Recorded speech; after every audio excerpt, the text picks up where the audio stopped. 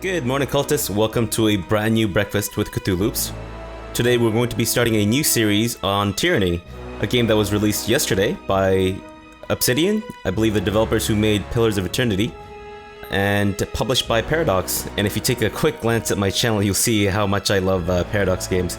So I figured I might give this a try. Not just because of that, but I love CRPGs. I think it's probably one of my favorite genres. I love games like Baldur's Gate and Neverwinter Nights. I haven't had a chance to play your Pillars of Eternity just yet, and I do plan to feature that on my channel in the future, but yeah, for today we're going to be starting a new journey on Tyranny. And we're going to play on the normal difficulty, simply because I don't really know what to expect, so I figured it might be a good place to start off. But I plan to do multiple series of this game. Well, that's the plan anyways. I don't know how things will go, but in future series, I'll probably play on a harder difficulty, but for now, let's just go with normal.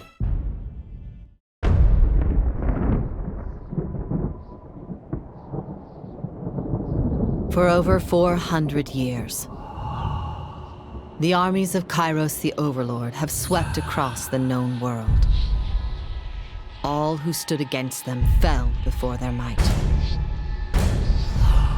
Even the Archons, women and men of immense power, were forced to kneel, chained to the Overlord's will.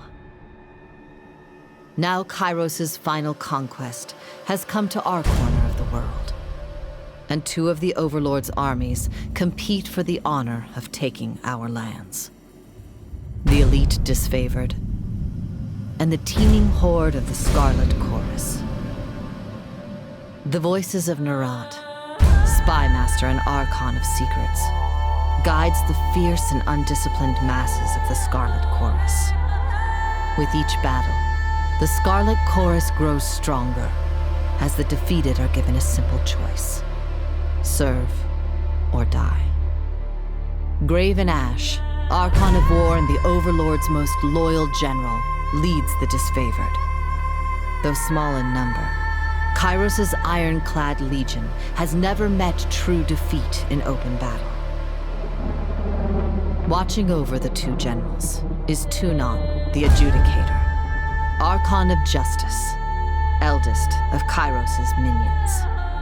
Tunon brings Kyros' laws to newly conquered lands, aided by the Fatebinders, judges and executioners of the Overlord's laws.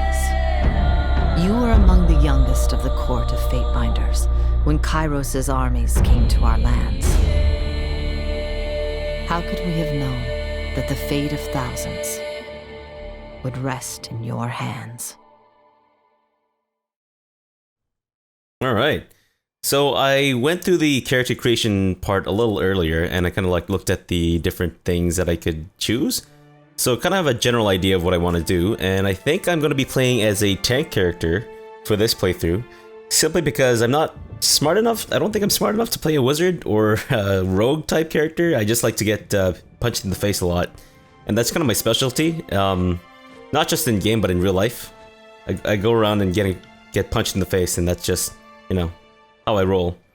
So it's going to be my, I think, playthrough for this one. I'm just kind of looking at the portraits here.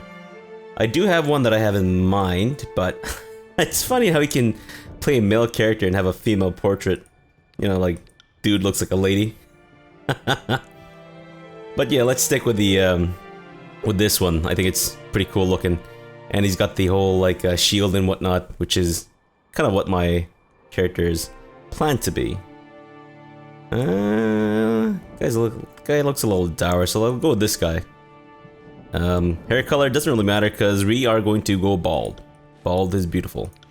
And not gonna have any facial hair simply because I can't grow facial hair personally, so it makes me super jealous and angry when I see characters with facial hair. I go nuts. I just lose it. I'm gonna go with the aggressive male voice. Got it. Cool, I'm glad you agree. And for the tattoo, let's go with the Cthulhu-esque tattoo here, which I swear they made this for me. No, they didn't. But yeah, let's go with all purple. I love purple. And how did you join Kyros' army? So we're choosing the history here. So we can go with Pit Fighter, Soldier, Hunter, Lawbreaker, Guild Apprentice, War Mage, Noble Scion, or Diplomat. I think I'll go with Soldier. I don't know. Maybe it's a little too. Maybe it's a little too obvious to go with like a tank character and then play as a soldier. Do I want to be a Lawbreaker? In fact, no. Let's go with Soldier. I mean, this might not be the most exciting of playthroughs, but I don't really know the game, so I think it might be a good idea to kind of play something a bit more basic, I guess, just to kind of get a feel of the whole thing. So yeah, let's go with something basic, and we'll go nuts afterwards. I plan to, well, I don't want to spoil things for you, but yeah. So, okay, unable to settle the year's accounts with grain, your parents offered you as a tithe to the Overlord instead. Seeing your first battles as a child, you've known all your life how to fight, how to stay calm at the sight of blood and disembowelment, and how to rely on your fellow warriors. So I guess as long as it's disembowelment, I'm okay. If it's anything else, like decapitation or dismemberment, I just lose my shit. It has to be disembowelment and nothing else. Deemed smarter than the average killer, you were groomed for command and given an education in letters and numbers. With rumors of war, it seemed recruitment into the disfavored legion would be the obvious match for your skills, but the Archon of Justice is known to say that good iron is not used for swords, and good minds are not used for soldiers. Claimed by Tunon, you were instead drafted into the Court of Fatebinders, where your martial skills were put to use in the enforcement of Kyros' laws. So if you see this orange text, you can actually hover your mouse over them, and you'll see this little tooltip come up, and it's pretty damn cool. You can right-click on it, and it'll give you even more detail, which is fantastic. I like little details like that in games. And we're gonna go with the obvious sword and shield. We're gonna play as a tank character, and again, his specialty is gonna get getting punched in the face. It's a lot more fun than it sounds. Believe me, I do it all the time. And I think spear and shield will synergize well. Although I could go with something else, but like War Mace.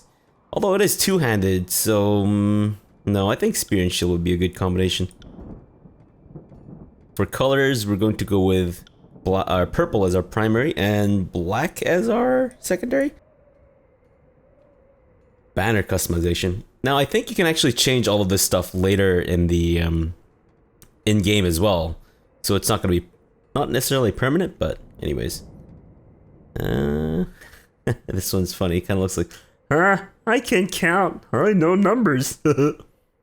But no, let's go with something a little bit more badass. Or maybe the numbers thing is good. I don't know. It'll deceive my enemies into thinking that I'm a dumbass, and then I'll surprise them by actually being a dumbass. But no, let's go with the helmet thing. Purple banner on a gold trim. Fantastic. And for the name, I'm going to use the name that I always use for all of my RPG characters, and that is Charnel. The name is taken from a character, a major character in the game Sacrifice.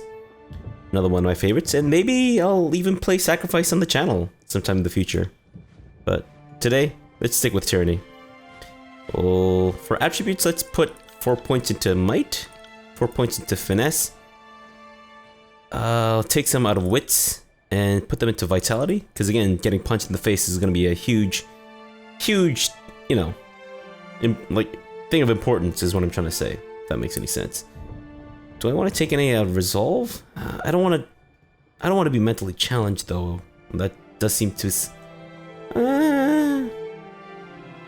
Yeah, let's keep Resolve as is. It seems to be like the defense stuff. Let's put some into one-handed. Put some into Athletics. Put some into Parry. And I'm actually going to put some into Lore and Subterfuge, which might not be as useful for my warrior character, but I think it'll be good for stuff because it says that it's also used in dialogue to determine stuff. So I don't want to. I want to be able to, like, you know, get all the dialogue options, which might not happen for this character, but we'll see. And you can either do a quick start or a conquest. I'm gonna go with conquest because this kind of like lets you customize how your character kind of starts out. So let's go with that. All the world has fallen to Kyros, and now the Overlord's eye is on the Tiers, our home. the last corner of the world free of Kyros' reign. Two armies, the Disfavored and the Scarlet Chorus, marched south from the Northern Empire, the last realm to fall to Kyros a century prior.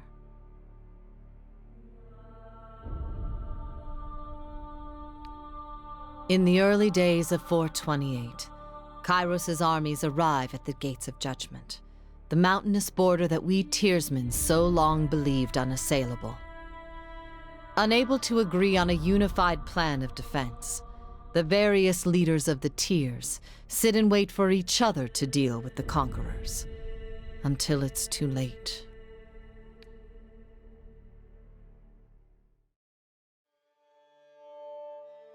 Conquest. During the Conquest, you will decide your character's actions during Kyros' invasion of the Tears, shaping the world through which you will adventure over the course of the game. Each choice you make affects your character and how major factions of the Tears respond to you. Your decisions matter. Choose wisely. Very ominous. 428 of Tyrone's routine.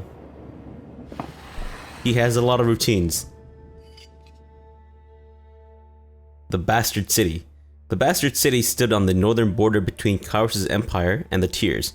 Built upon a natural harbor at the crossroads between realms, the city was a nexus of commerce. To the Tears, it was a center of all wealth. To a northerner, it was a little more than a backwater trading post. Its symbolic status as a gateway to the continent made it a natural first target in Kyros' military conquest. Circumstances were ideal for you to prove your worth as a soldier in Kyros' armies. Taking the city would send a message to the rest of the Tears. Kyros' will is insurmountable. So we can choose either one, and that would... So you can't choose both. Like, you have to choose one of them, I think. Gates of Judgment or infiltrate the Tears. Let's go with Gates of Judgment. The armies of Kyros took the battle to the Gates of Judgment, trumpeting the opening call of the conquest of the Tears. The two armies brought their distinctive sense of order and chaos to the assault. You went to battle alongside the army whose approach best suited your strengths. And I'm going to side with the Disfavored for this playthrough. Standing shield to shield with Kyros' ironclad elite, you advance on the mercenary army purchased by the nobles of the Bastard City. The Legion wanted to send a message to the Tears that superior breeding and disciplined training would win the day. The Bastard City learned too late that a military is earned and never bought. The mercenary army quickly found themselves outclassed by the superior tactics and formation of the Disfavored. Those few who lived to the end of the battle were rounded up and the weak executed and the strong enslaved to haul the army's wagons on the journey south. Fantastic. Let's go with judging the enemy. Feeding the host kind of seems like it sounds menial. I don't know. To judge the enemy, the soldiers of the Tears fell by the hundreds, and Kyros' armies could not agree on how to handle what few survivors they dragged back to the camp. Befitting your role, the commanders turned to you to decide the fate of those who occupied prison pens. There were only enough prisoners to support the plan of a single army. The Disfavored needed slaves to haul their gear, dig latrines, and keep their pallets warm at night. You consign the survivors of battle to their subservient role among Graven Ash's noble troops. Wounded and demoralized by prior defeat, the soldiers of the Tears put up minimal resistance to their new status in Kyros' military. The Disfavored enjoyed the luxury of putting others to work, but didn't allow themselves to grow soft. Turning away from menial duties and focusing instead on a rigorous training regimen that left them alert and eager for combat. You gave the Tears slaves their first assignment, digging a mass grave outside of the Gates of Judgment, where a cloud of flies marked the passage of Kyros' army. I often have a cloud of flies following me too. Taking the Bastard City. The armies of Kyros amassed around the Bastard City, the first bastion of the Tears to fall. Both armies longed to storm the walled outpost, the Scarlet Chorus howling for plunder, and the Disfavored forming an unbreakable shield wall. Your prowess on the field of battle had carried them this far, but there was one more step before total victory. Both of the armies had inspired schemes to take the Bastard City. Which did you support? So these choices actually kind of determine what abilities you get. So I'm gonna go with the one that gives me the most like warrior-like ability. You joined the disfavored vanguard in a direct assault upon the city gates. No fortification would stand before the unstoppable legion. With heroic courage and legendary determination, the disfavored battered the gates of the bastard city to splinters. Those who fell under the consistent hail of arrows or cascades of boiling pitch left the battlefield temporarily, only to appear hours later as Archon graven ashes protection healed their numerous wounds. In time, the gates gave way, and Kyros' forces spilled inside the city walls with resounding cheers of victory. Looks like we opened up a couple of sinkholes inside the city. That's pretty cool. The bastard city settled into a new state of normalcy, with every tower displaying Kyros' banner. Your name was whispered alongside rumors of a decorated career to come. The armies divided into two fronts and migrated south. Tunon sent word that you were to join the next frontier of Kyros' conquest, either as a judge and overseer of the settlement of Lethian's Crossing, or as a war advisor, with the armies advancing into the realm of Apex. I think my talents are better suited as a war advisor, rather than like a judge and overseer? I don't know. So let's go with Apex. Besides, it just sounds cool, Apex. Part 29 of Tyrone's routine. That Tyrone. Oh, silly guy. Apex. The mountain nation of Apex, ruled for generations by the queens of House Vendrien, stood at the heart of the tiers. No army could bypass the landlocked realm without leaving their flank exposed to attack. By the second year of the war, the disfavored and Scarlet Chorus had pushed deep into the tiers. Elements of both armies were dispatched to conquer Apex. Tunon assigned you to accompany them, tasked with bringing Kyros' law to the territory as well as keeping an eye on both armies. We can do Denial of Strength or the Battle of Edgering Pass. I like battles. The disfavored sent their most destructive ally to crush Edgering Fort. Cairn, Archon of Stone, buried the stronghold under an avalanche triggered from the surrounding mountains. The Scarlet Chorus were promised captured enemies for recruitment, yet none survived the onslaught. The Chorus demanded compensation. Let's side with the disfavored again. You congratulated the disfavored for taking the pass without risking the lives of Kyros' loyal servants. At this stage of the campaign, it was vital to use any advantage that would mitigate ally losses. That just sounds smart to me. The Scarlet Chorus claims were insignificant compared to the lossless victory. You were congratulated this disfavored and encouraged the Scarlet Chorus to better value their soldiers' lives. A suggestion that gang bosses took worse than the original offense. Original offense? Offense. That's it. Right, okay. Vowing to remember this, the slighted army returned to camp to sulk, if not lick their wounds. What wounds? We made sure they don't have any wounds. Ungrateful jerks. Let's go with the marriage bed armistice. That sounds interesting. The enemies readied for a peacetime festival as Kyros' forces armed for battle. The disfavored paid no mind to the southern custom and planned to attack the Vendrien forces during their annual celebration. The Scarlet Chorus insisted on a day of non-violence. As former tiersmen, many could grasp the decency of a temporary reprieve. You sided with a disfavored commander and paid no homage to this bygone custom, interrupting a cultural pastime and slaughtering your way through non-combatants.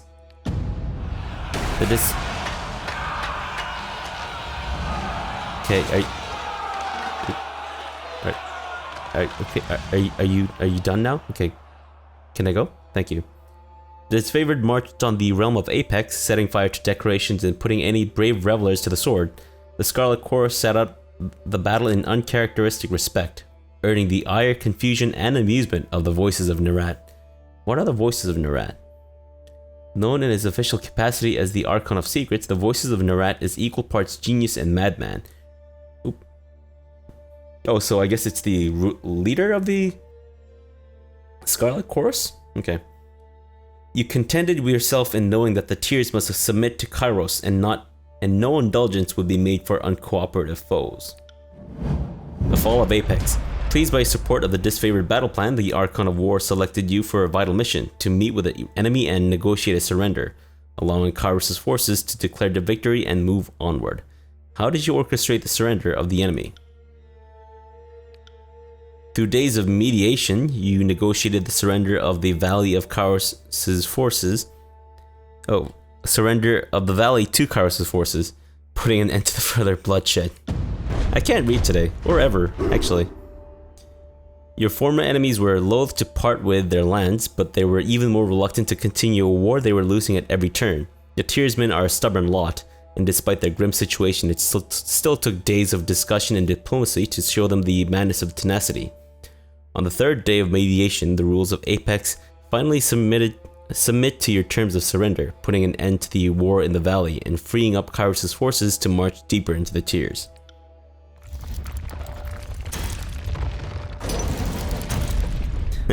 That's really cool.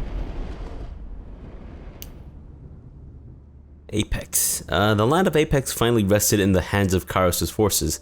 The Scarlet Chorus paused to revel in victory while the disfavored prepared for the next fight, affording themselves but an evening's rest. Kyros' armies radiated out from the conquered citadel and worked their way across the Tears. The disfavored and Scarlet Chorus aimed to dominate as much territory as possible in the coming year. Your distinguished reputation in Kyros' military left the choice of your next destination yours to make. So you can choose Stalwart, Azure, or the Vellum Citadel. Why is Azure blue? Is it subtly telling me to go there? Why is it blue and the other one's gray? Like, why? Why? I don't know why. Just tell me why, please. Whatever, fine. We'll go with Stalwart. Just to spite this blue thing.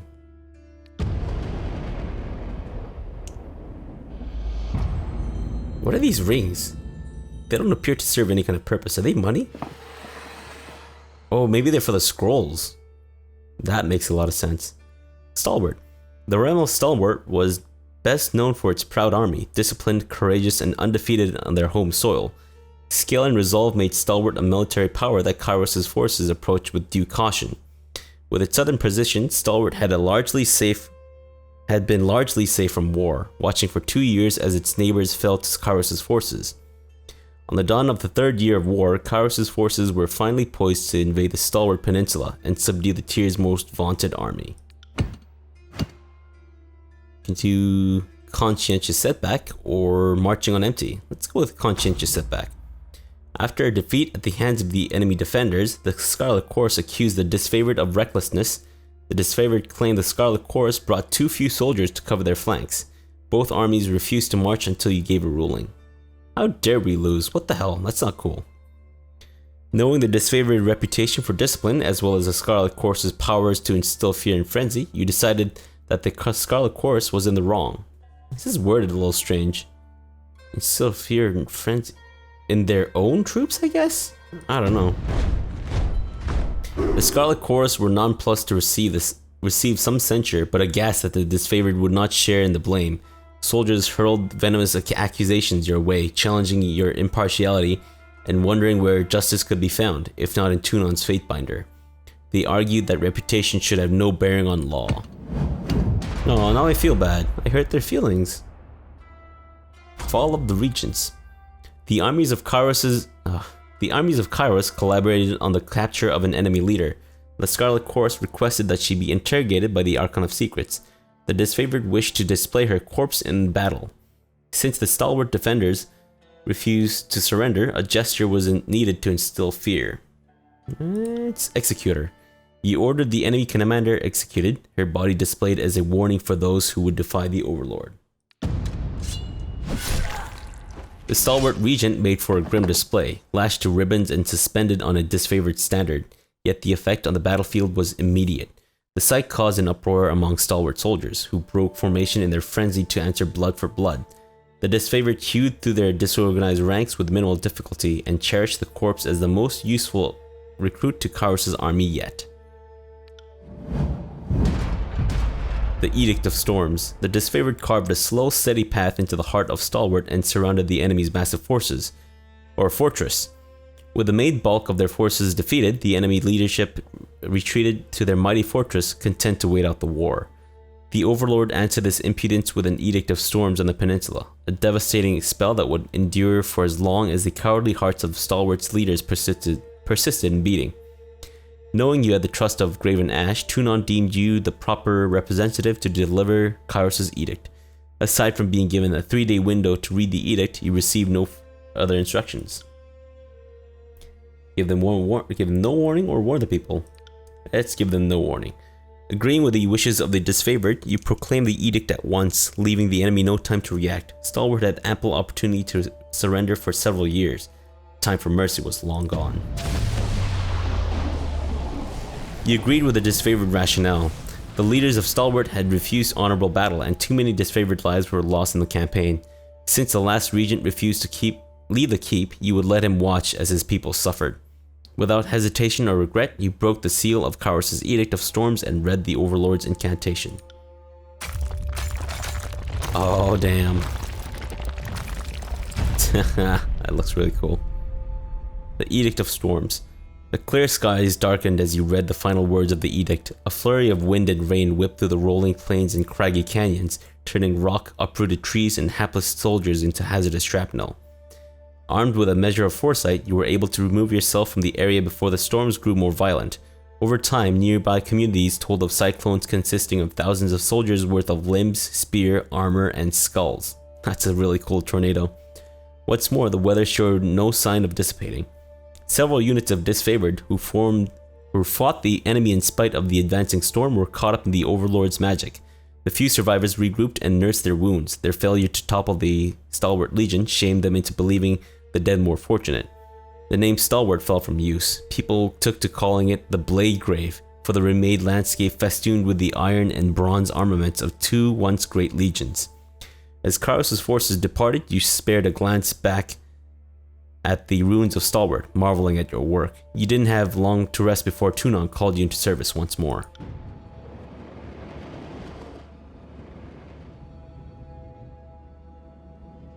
I want to start over? No, we're good. That was a lot of reading, and I'm sure you guys are sick and tired of hearing my voice. The year is 431, and Kyros' invasion has shattered all major opposition in the tiers. The Younger Realms, the Bastard Tier, the Free Cities. All who defied Kyros lay broken by battle, or bowed in surrender. The two armies of the Overlord, the Disfavored and the Scarlet Chorus, now control our lands. But our will is not yet extinguished. Not entirely. In the valley of Vendrien's Well, those of us unwilling to bow to Kyros have banded together in defiance. Violating an oath of surrender from 2 years prior, we have staged a bloody uprising, murdering the Disfavored and Scarlet Chorus garrison in a midnight assault. With their main forces spread across the tiers, the Disfavored and Scarlet Chorus redeploy to Vendrien's Well to crush the resistance. But months pass with no definitive battle. As disagreement and discord paralyze the Archons, we bide our time and wait for our message of insurrection to spread across the tiers. The Overlord is not amused, and Kyros has one message for the Archons: crush the Oathbreakers or die. Kyros backs this threat with an edict, a magical commandment that can slay all in the valley should the order be ignored. The honor of proclaiming this edict fell to you. Sent across the mountains to Vendrien's Well, you carry the Overlord's edict to read before the Archons. As you finally make your way through the winding mountain passes into the valley, the ground trembles, and Kyros' magic seals the way behind you. Well, if he's so powerful, why doesn't he just do it himself? Why does he have to send me? Do I die if I read it too? Kills everyone in the valley, doesn't it? You are trapped in Vendrien's Well, with Kyros' armies and the Oathbreakers. The only way to survive is to fulfill the terms of the Overlord's edict, in any way that you can. Well, fine, I guess I don't really have a choice now, do I? That's a cool statue. I'm so sad! I'm crying blood! Fatebinder of Charnel, I presume. I can't even read my own name. We've been expecting you. Have you, though? Have you? I'm actually gonna read through the tutorial stuff, just to kind of like help everyone else familiarize and whatnot. Characters. Most people you encounter in the world are neutral or friendly. You can interact with them by clicking on their selection circle. Many characters will simply greet you and go on their way, but others will have large conversations to explore. The soldier Aurora has an important conversation for you. Does she? Movement and controls. To move your character, click anywhere on the screen where the cursor is a circle of 4 wedges. It's like the Baldur's Gate cursor. If you see a red circle with a line through it, you cannot walk on that part of the map. As you add companions to your party, all selected party members will move to their corresponding position in formation. You can pause the game at any time by pressing spacebar on your keyboard or by clicking the time of day icon in the interface. Oh, there's a time of day? Press spacebar or click the icon again to unpause. You can view and manage your character's inventory, attributes, and talents using the buttons on the navigation bar at the top of the screen or by pressing the hotkey associated with the various interfaces. I for inventory, C for character sheet, T for talent sheet, or J for the quest journal.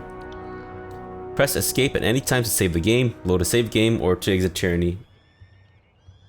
You can also create a quick save with F6 and F8 to load your last quick save. But okay, I read that right? Okay, cool. Alright, so let's go through my inventory while that person is like desperately waving at me. And I believe I can double click to equip. So it seems like this Rot in Ruin is going to do more damage than this bronze sword that I have. Oh, and it's sparkly too. I have lesser healing potions. I guess, yeah, that's the party stash. I'll just leave it in the party stash. It's fine. Yeah, I guess we'll talk to you, Aurora. Conversations involve you, another character, and sometimes additional parties like bystanders or companions who may interject. The choices you make change how the story develops and will build a reputation for your character over time. People in the world will learn of your reputations, good and bad, and respond accordingly. Your character's attributes, skills, history, and gender, as well as decisions you made in the Conquest, may all open up options for you in dialogue. These options are not necessarily superior to the other options or responses, but give you a wider variety of choices to select from. The manner in which someone responds to your choices depends on their individual personality and attitude. Each character who speaks to you will display a banner beneath their portrait. These banners indicate which faction the character is allied with. The tooltip on these banners will provide details about how that faction feels about you. You will often see the names of important characters and locations displayed in a gold text color. These tooltips on the tooltips on these glossary entries will provide you with important information about the world. They're not golden, they're orange. You blind game? The Kyros the Overlord be praised. When I heard the avalanche, I feared the valley was sealed with you on the other side. The disfavored warrior clasps her gauntlet to her breastplate, the traditional salute of her legion. I bid you a welcome return to Vendrien's well. The altitude is still dizzying and the locals are still revolting. Doubly so this time around, as they've pissed on that peace accord you offered them. Oh, it's a Conquest decision thing. Okay. Edgering Pass is still as you remember it. I was hoping to have the warriors celebrate your return with a proper feast, but I'm told you have places to be. So we can glare at her silently. No, let's lose this lore thing. Can you hear that hum in the air, that glow around the rocks? The avalanche is Kyros' magic. The Overlord has sealed the valley. Your senses see more than mine, good Fatebinder. I do not pretend to know much about such things, but if that was Kyros' magic and you're here on important business, well, you don't have to be the Archon of Secrets to guess that you're here to proclaim an edict. What does Kyros have in store for the enemy? 10 years of a festering plague? An edict of twisted bones? None of your business. I am in a hurry to deliver the message to the Archons. Well, you've traveled a long way. I won't keep you further. I'm sure the Archons will want to hear from you at... Her voice falls silent, her attention snapping eastward with alarm. Did you hear that? More runners. Third time this week. The Oathbreakers keep trying to send messengers through the mountains to gather help from the outside valley. From outside the valley. She points over the collapsed path by which you arrived. But they're a bit too late for that now. Come, let us show these Oathbreakers a good fight.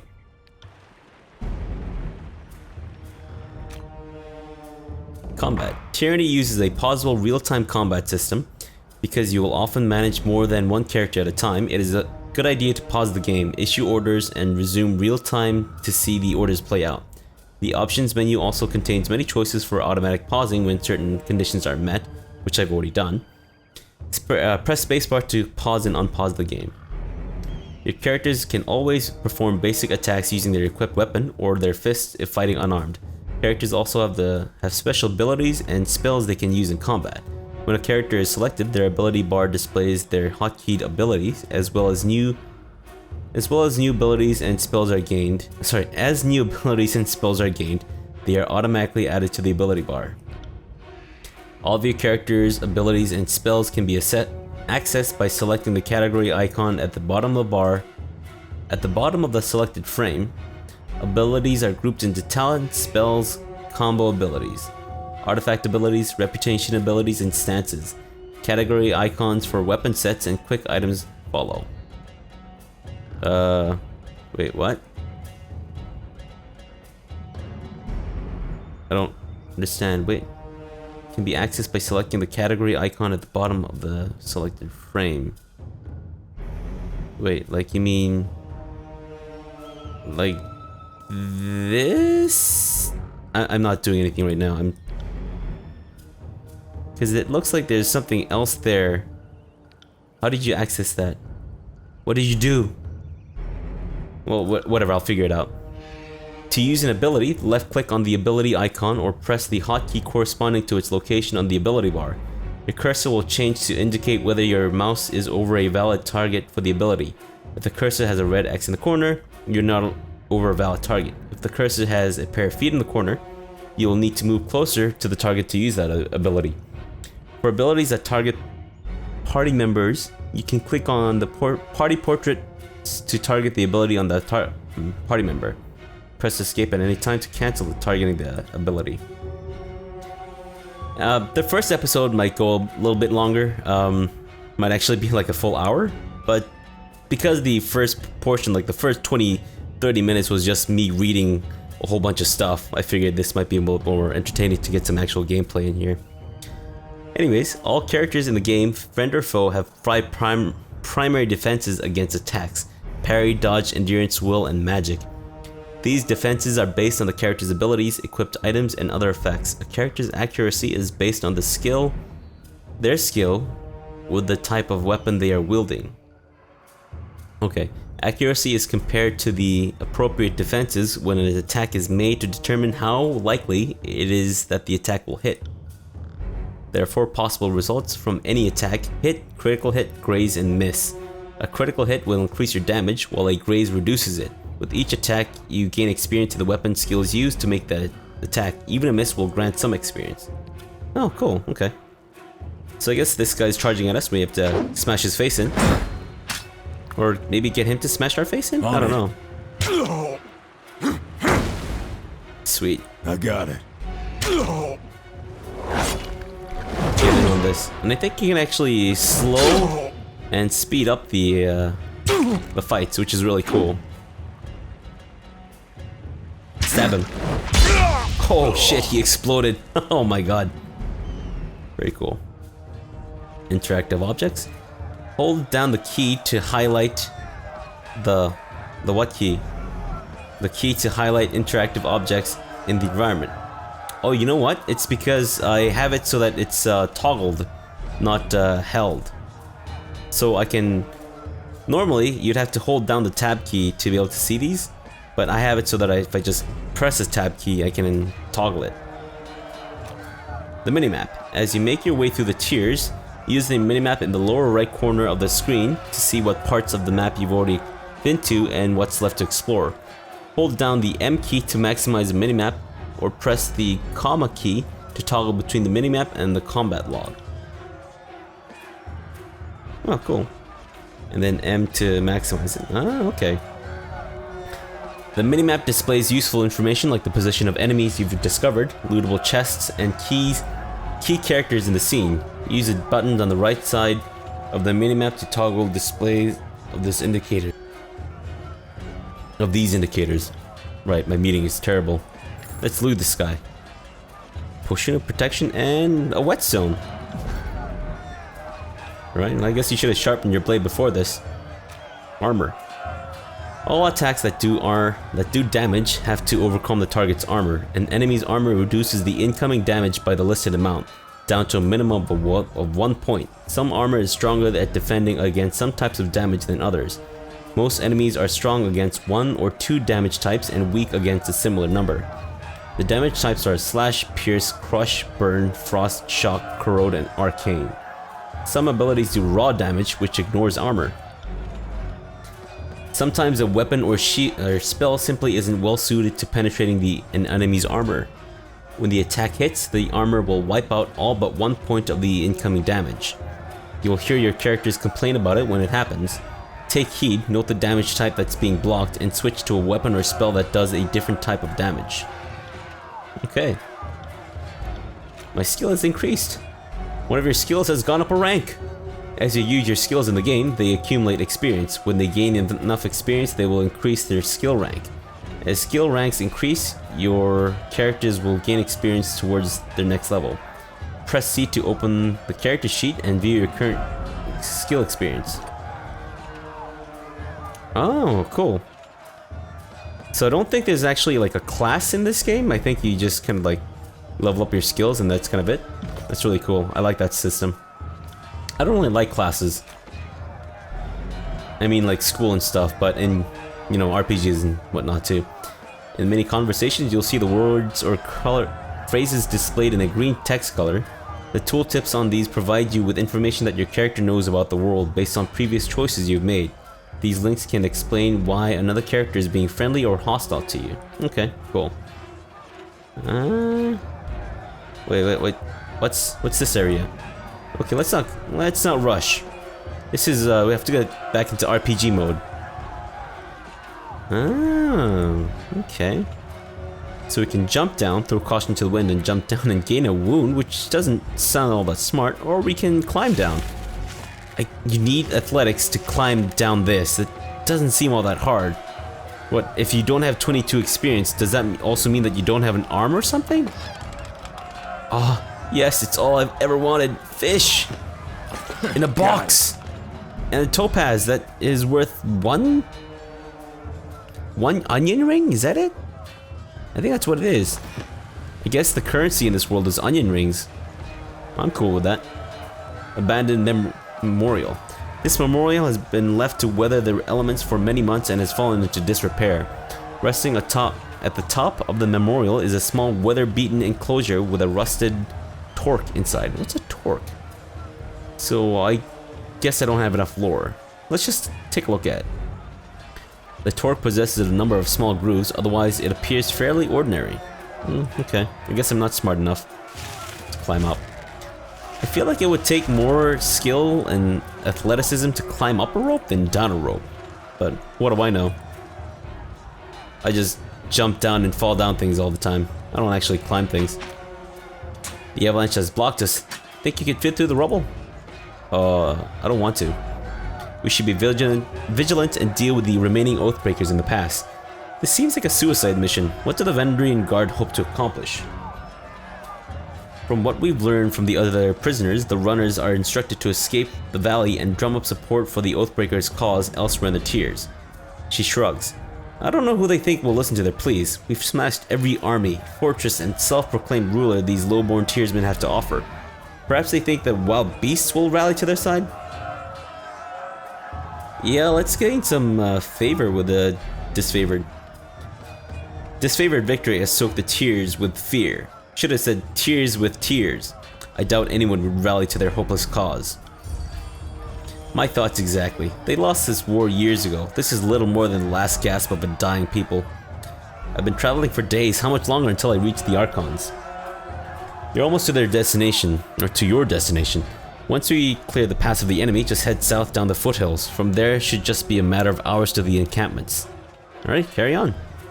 Let's quick save, just in case shit goes down. And... okay, a rockside A rock slide blocks the path ahead. You can squeeze through a narrow gap between the stones, or you can attempt to push one of the boulders out of your way. Let's move it. Okay. Oh yeah. That's one taken care of. Let's punch this guy. Punch it, Chewie. Can't do that. Abilities. All abilities and spells in Tyranny have a cooldown timer that determines how often they can be used in combat. Some abilities have short cooldowns and can be used multiple times per combat. Other abilities or others recover more slowly. The quickness attribute reduces the cooldown of time of spells and abilities. Ability cooldowns reduce while the party travels through an area when resting. Traveling between areas on the world map does not affect cooldown times. Okay. If you want, if that's how you want to play it. All characters, friend or foe, must recover after every action they take in combat. This recovery timer is displayed above each character in combat. The length of recovery time varies based on the character, the weapon they are wielding, the armor they have equipped, and the attack ability or spell they just used. If you issue an action to a character and want to cancel it, you can press X with the character selected. Once an action has progressed far enough, i.e. an attack has dealt damage, it cannot be cancelled. Okay, so there's a refund time. Some objects in the world represent problems or obstacles that have multiple solutions. Selecting these objects will display the field interaction window. Many of these options will require a member of your party to have a minimum number of ranks in athletics, subterfuge, or lore before you are able to choose that option. Okay, cool. Let's punch more faces and have more faces punched. Next, let's sunder him. And I guess we'll thrust. Sorry, can't. Thrust! Thrust it in him. Thrust more! Thrust faster. Don't let this guy die. I don't know who he is. Oh, you see. He's still got some health. Okay, good. Seriously, guy. Thrust faster. On it. Shield bash. Oh, and he exploded. Let's thrust. Come on. Oh, yes. I love that exploding. Let's pillage these dead bodies. If you guys watch my Crusader Kings 2 March of the Jewish Horde campaign, you'll know how much I love pillaging. Mostly villages, but people too. Don't bother with me. Go down the pass. Drastus. The soldier clutches his gut and winces. You can see a hint of entrails between his fingers. Oh, you're wounded and it's not trivial. He laughs through clenched teeth. This but a scratch. I've seen twice as worse 10 times over. He doubles over in pain, gagging and shivering. If you'll let me help. I said I'm fine. How dare you snap back at me? The soldier moans and shakes his head. Graven Ash protects. You go on and help the others. So... how is this? Oh, I guess it's a lore thing? Okay, cool. Alright, cool. If you're okay then, you know. You do you, honey boo boo. Oh, this guy's got mushrooms. Yes, I love picking dead mushrooms off, or mushrooms off dead bodies. Dead mushrooms. Oops. Try and catch me, worm. A young Scarlet Fury weaves around the Vendrien guard attackers, avoiding their weapons with fluid grace. She nods to acknowledge you. A breathless enemy soldier passes a glance to her countryman. This one's crazy. Too much lead in our water. We should cut our losses and turn back. Fatebinder. You're here at last. Care to join me in putting these cowards out of their misery? She nods to the armed soldiers bearing down on her. Save something for me! For the realm of Apex, charge! The Vendrien guard level their weapons in advance. Oh, we'll see about that. Get you in there. And we have engagement. Oh, I can get engaged? That's cool. One of your characters has been engaged in melee. Well, kind of bad timing, isn't it? When your characters are engaged, they immediately stop moving. If they move away from the enemy engaging them, they will provoke a powerful disengagement attack. Oh, so it's like an attack of opportunity.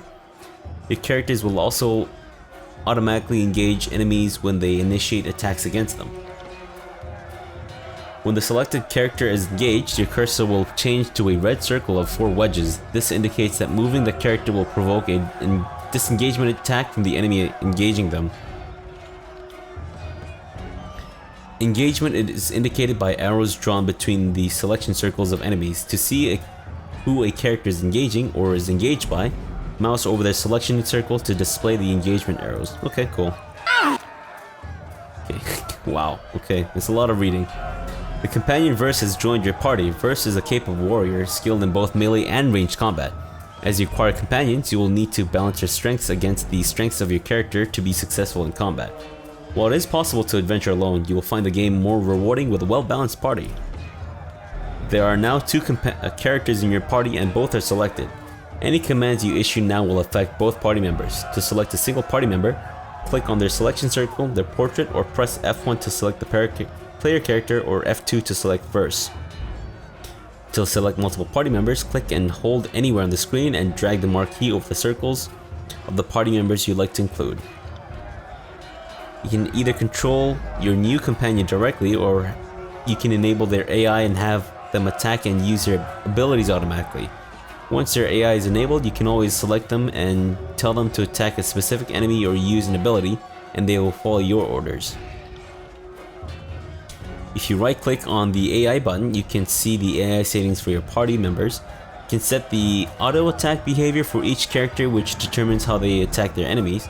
For companions, you can also choose AI packages that determine how they will use their abilities in combat. Verse has several stances.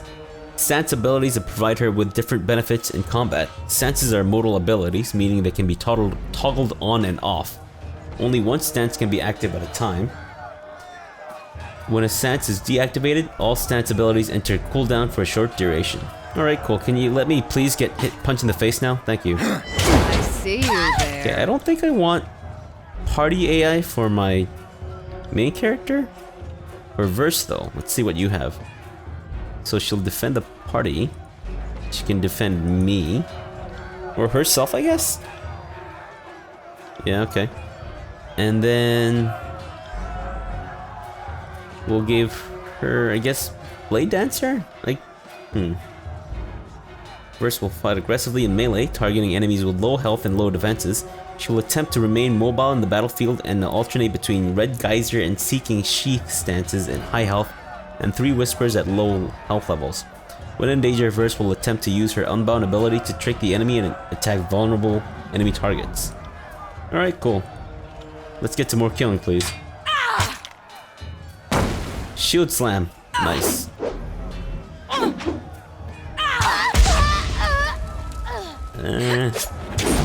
Thunder.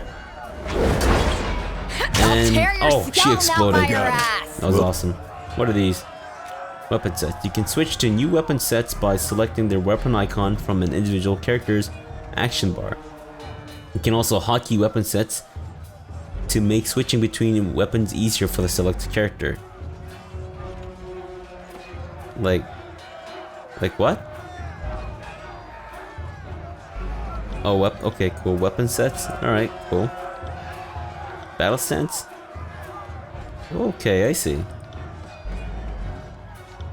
Do I have weapon sets? I do. I can use my bronze spear, but I won't. Will do. Where are you going? Disengagement attack. One of your party members has been hit with a disengagement attack. A disengagement attack occurs when one character is engaging another character in combat and the person they are engaging tries to move away. Be careful of how your party members move on the battlefield to avoid receiving disengagement attacks. I didn't tell her to move. We all know what a critical hit is, come on. A crit is a better result than a hit, and they are more likely to occur when the attack's accuracy is higher than the target's defense. Okay. That I didn't know. Attacks that deal damage will do more damage on a crit. Spells and abilities that heal will improve your allies will be better on a crit. Attacks that inflict status effects or afflictions will have increased duration on a crit. Grazes are worse than hits and suffer decreased damage and effect duration. Okay, cool. Can we... What's this thing? combo ability. Okay. Sure, let's do On combo my ability. command. That sounds cool. That was anticlimactic. I can tell you didn't spend the Conquest in a diplomat's tent. The fighter surveys the fresh corpses and nods with satisfaction. I'm versed, by the way. But there are more important things to take care of than introductions. Those Vendrien guard we killed didn't come alone. She gestures to the skirmish unfolding the pass below, shaking her head. Not so fast. First explain what you're doing The here. voices of Nerat told me to intercept you at Edgering Ruins before you busied yourself solving all of the camp's problems. Guess I was too late. Really? Sounds suspicious. You're due for a meeting with the Archons, but we should handle the small matter of this ambush first. Why are the Vendrien guard attacking now? My guess? The Vendrien guard are testing our strength in battle, learning how we perform before they organize a real offensive. That or they're really, really desperate to get beyond the mountains and couldn't wait until nightfall. That makes sense. You fight like a storm. What's your role in the army? Scarlet Fury, one of the elite killers of our ignoble gang. You'll see more than a few of us around camp, but don't let that fool you. We're a rare breed. You say so. Most of the soldiers in the Scarlet Chorus are little more than farmers and children armed with rusted forks. Makes them easier to control. Hey man, rusted forks can be dangerous. The voices of Nerat called his best fighters to this siege. There must be something important about Vendrien's well, though don't ask me what. The Archon isn't in the habit of spilling secrets. Alright, well, I'm ready if you are. Eager! I like that. Before we go, you might search among the remains of our fallen comrades. Wherever they're bound, I doubt they'll miss their boots, much less any rings or any useful iron they might be clutching. Why is rings a lore thing? Yes, I'm all about the pillaging. I see your point, nice and practical. No reason to pity the fallen. Before long, we might wish we'd joined them here. But at least we'll enjoy heavy pockets and warm toes. And pillaging? For the voices of Nerat! First furrows her brow and focuses down on the battle to come. No, we're going to loot. We're going to pillage. Pillage some villages? What's that? Nothing? Okay. Well, let's see what we've pillaged. Oh. Whoa. Well, that appears to be a better helmet. Looks a little silly on me, not gonna lie. Should I hide the helmet? Maybe. We'll just leave it on for now, I guess. Sundered bronze sword. Ooh, it does more DPS, is more accurate. Doesn't have as much armor penetration though. And will my enemies in fact explode when I kill them? I don't think that they will. I get the feeling that it wouldn't explode.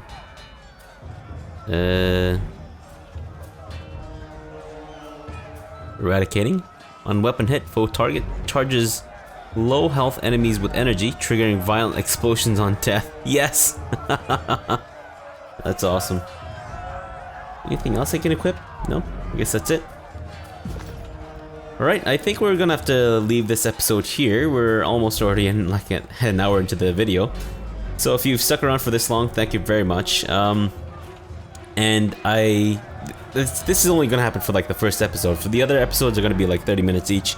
And then, as I said before, I do plan to do like a whole playthrough of this game from start to finish, and I hope you will stay with me for that journey. But seeing as how this is the first video in the series, I would greatly, especially appreciate it if you left a like, and if you want to see more of me playing Tyranny and probably sucking at it, be sure to subscribe. And if you don't want to see it, subscribe anyways. I mean, it's free, it doesn't cost you anything, so what do you care, right? I mean, I care, but maybe you don't. But yeah, we'll leave it off here and come back again in the next episode. So, thank you very much for watching and have a good breakfast.